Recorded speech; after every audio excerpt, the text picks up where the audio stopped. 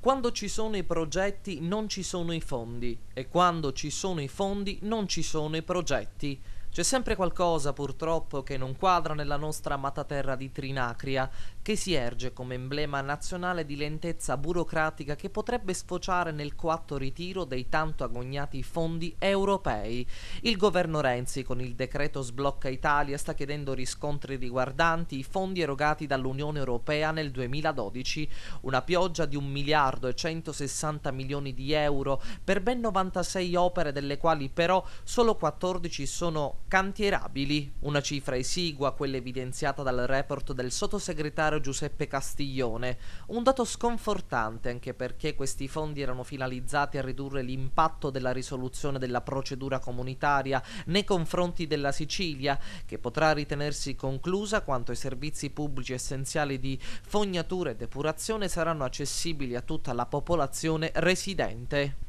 Ed è questo il taglio dell'intervento del governo nazionale sulle opere siciliane. Nessuna risorsa aggiuntiva, piuttosto un cambio di passo, dalla distratta sopportazione delle lentezze siciliane alle maniere forti.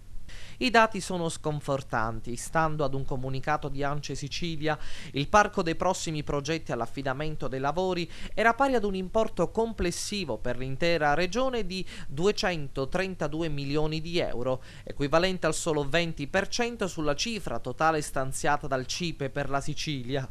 Tra le 96 opere da realizzare in Sicilia, 12 si dovrebbero realizzare tra Agrigento e provincia,